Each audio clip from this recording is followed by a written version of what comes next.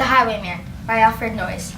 The wind was a torrent of darkness among the gusty trees. The moon was a ghostly galleon, tossed upon cloudy seas. The road was a ribbon of moonlight over the purple moor, and the highwayman came riding, riding, riding. The highwayman came riding up to the old inn door. He'd a French cocked hat on his forehead, a bunch of lace at his chin, a clothes of claret velvet, breeches of brown doeskin. They failed never a wrinkle, his boots were up to his thigh, and he rode with a jeweled twinkle. His pistol butts a twinkle, his rapier hilts a twinkle under a jeweled sky. Over the call was he clattered and clashed in the darkened yard. He tapped his whip on the shutters, but all was locked and bare. He was stood attuned to the window, and who should be waiting there?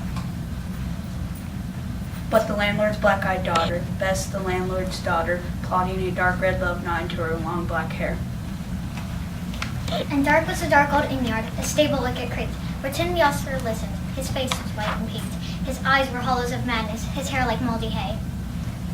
But he loved the landlord's daughter, and the landlord's red-hooded daughter. Nor was the dog he listened and heard the robber say, "One kiss, my bonny sweetheart, come after a prize tonight. I shall be back with the yellow gold before the morning light. Yet if they press me sharply and hurry me through the day."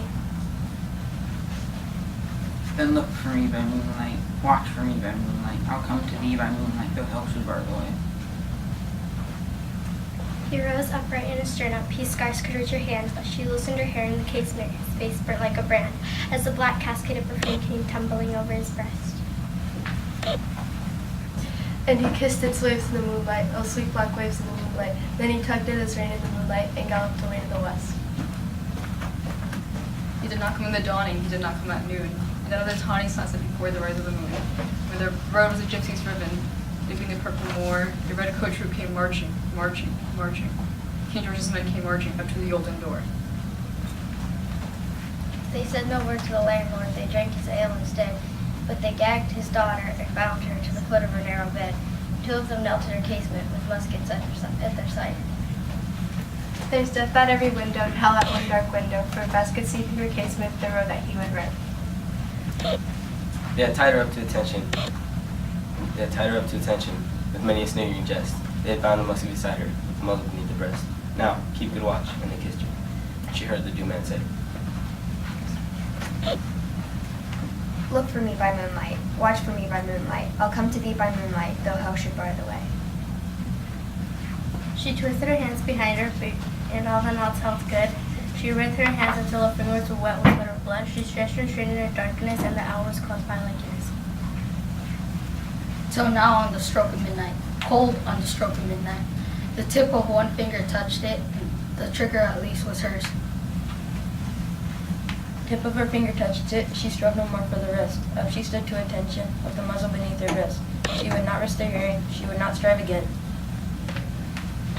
For the road lay bare in the moonlight, blank and bare in the moonlight, and the blood of her veins in the moonlight throbbed to her love's refrain. Talot, talot, talot, talot. Had they heard it, the horse hoofs ringed there. Talot, talot, talot, talot. In the distance, were they deaf? They did not hear.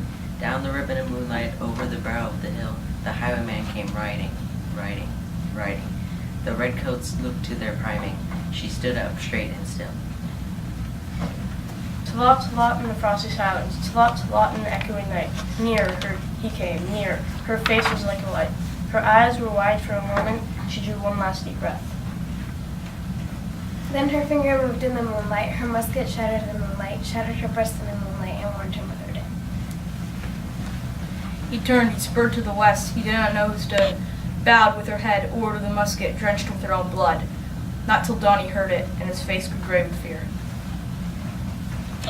How Bess, the landlord's daughter, the landlord's black-eyed daughter, had watched for her love in the moonlight and died in the darkness there.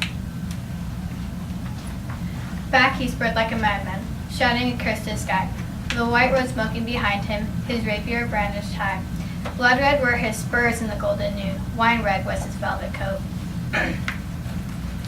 When they shot him down on the highway, down like a dog on the highway, he lay in his blood on the highway with a bunch of lace in his throat.